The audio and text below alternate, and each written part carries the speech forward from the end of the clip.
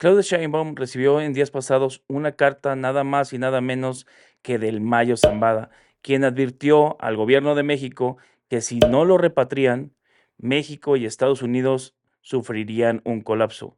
Veamos.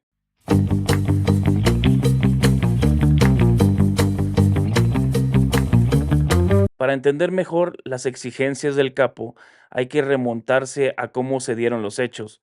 El pasado 25 de julio, en Nuevo México, el FBI detuvo al Mayo Zambada, presuntamente en colaboración con uno de los hijos del Chapo, Joaquín Guzmán López, alias El Güero. Así terminó más de 50 años de carrera delictiva. Al día siguiente, el entonces presidente López Obrador, en la mañanera, junto con Rosa Isela Rodríguez, secretaria de Seguridad, informó que el avión partió de Hermosillo, Sonora, presentó el plan de vuelo a Nuevo México y dio a conocer el nombre del supuesto piloto identificado como Larry Curtis Parker. Pero la descripción que hizo Rodríguez de la aeronave no coincidía con las fotografías del arresto. Tampoco se sabía nada sobre cómo aparecieron el Mayo y el Güero Guzmán en la avioneta. 2 días después del arresto, el abogado del Mayo Zambada, Franz Pérez, declaró que su cliente había sido secuestrado y traicionado por Guzmán López, su ahijado,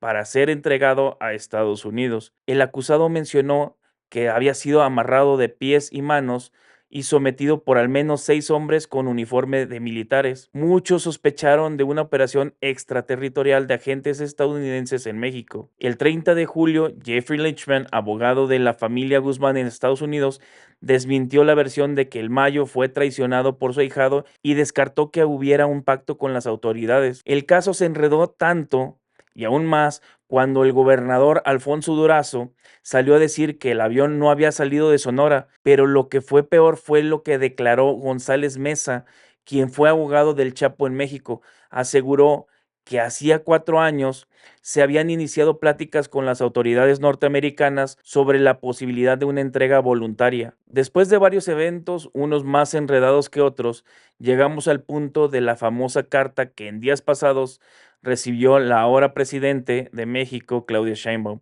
En la carta prácticamente le exige que lo libre de la desinscripción de la vida o México y Estados Unidos colapsarán.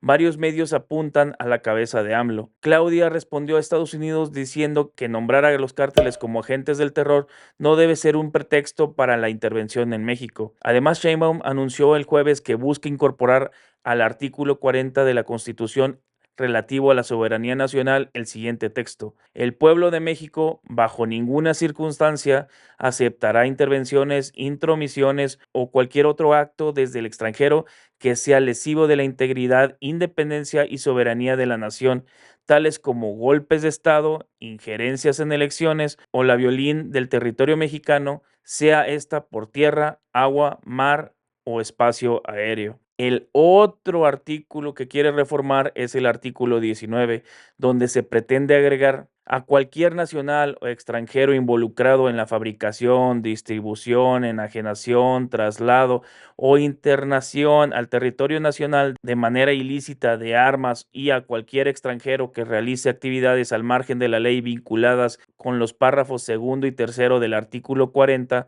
de esta Constitución, se le impondrá la pena más severa posible, así como la medida cautelar de prisión preventiva oficiosa. Lo anterior es ridículo, porque ya existen artículos en la Constitución de México que abordan estos temas. Se trata del artículo 89, fracción 10, que establece los principios de política exterior, incluyendo el respeto a la soberanía nacional y la no intervención. El artículo 39 establece la soberanía nacional y el derecho del pueblo a cambiar su forma de gobierno, y el artículo 41 habla sobre la organización de las elecciones para garantizar que sean libres y democráticas. Para mí, eso de cambiar los artículos me suena más a levantar polvo y desviar la atención, o también para meter otro tipo de cambios sin decir nada, como ya nos tiene acostumbrados esta cuarta deformación. Volviendo al tema del Mayo, no vengo aquí a hacer la del abogado del diablo, pero el capo, el Mayo, tiene su punto, y a como son las leyes en Estados Unidos,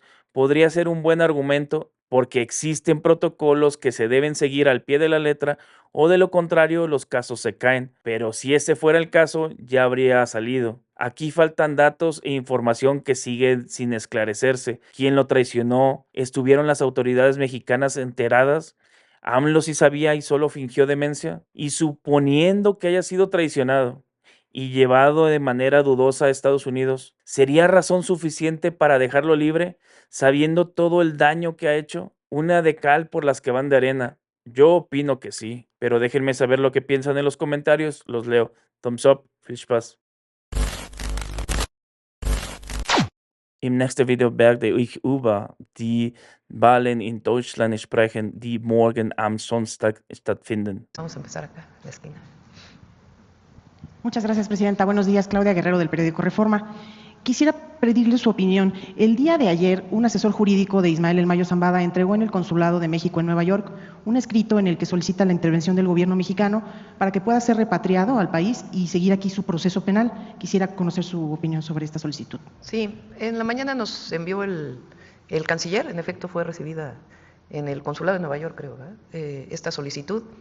Lo estamos planteando a la Fiscalía General de la República. Ustedes saben que el fiscal ha estado trabajando mucho este tema, porque más allá del personaje, de la persona que está solicitando, el tema que plantea en la carta, repito, más allá de la persona y sus delitos, porque esa es otra cosa, el asunto es cómo se da esta detención. Entonces, el fiscal tiene ya una carpeta incluso abierta en este sentido, y si les parece, el martes, que es el informe de seguridad, que nos pueda decir cuál es el avance, qué información se le ha pedido al gobierno de los Estados Unidos y qué es lo que procede en este caso. ¿Existe la posibilidad de que el gobierno de México interponga una protesta formal por la violación del tratado que impide secuestros transfronterizos? ¿Una protesta hacia el gobierno de Estados Unidos? Lo vamos a revisar. Repito, más allá de esta persona y los delitos que haya cometido, el asunto es el derecho de un ciudadano mexicano frente a ser juzgado allá sin haber seguido todo el procedimiento. Supongamos que haya sido otra persona, pero imaginemos otra persona, porque este personaje pues tiene sus delitos y lo que haya cometido en México, tiene sus propias órdenes de aprehensión en México.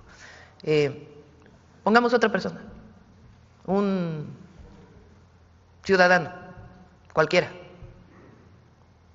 que es perseguido en Estados Unidos y que se lleva a Estados Unidos sin ninguna participación del gobierno de México. Imaginemos, porque luego, supongamos un ciudadano de renombre, cualquiera que sea, pero que Estados Unidos dice que tiene un delito. Lo lleva allá y se juzga con pena de muerte. Entonces, sí hay un tema en la carta que está enviando que tiene que ver con la soberanía y el juicio.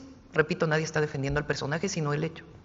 Entonces, la Fiscalía ha trabajado mucho este tema y lo vamos a revisar con el fiscal, y el martes, si les parece, que viene a la reunión de seguridad, o a la mañanera de seguridad, aparte de la reunión, que pueda informarnos. Presidenta, jurídicamente el gobierno de México puede solicitar al de Estados Unidos, por ejemplo, que no se le aplique la pena de muerte a este personaje. Si quieren, el martes que lo podamos revisar bien con la consejera jurídica, con los abogados y con el propio fiscal, quien tiene este caso, para que nos informe. Y solicitarle, Presidenta, sobre este mismo caso una reflexión más bien ya de carácter político, si se puede decir. El acusado señala que este caso podría provocar un colapso en la relación bilateral México-Estados Unidos, si usted coincide en esta percepción. Ese es otro tema, y no lo creo. El tema aquí es el cumplimiento de la ley y de la Constitución de la República. Entonces, ahí es donde interviene de manera muy importante la Fiscalía.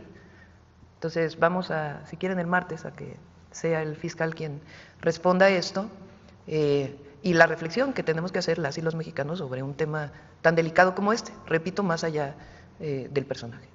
Presidenta, en otro tema quisiera preguntarle, el día de ayer envió usted al Senado la iniciativa de reforma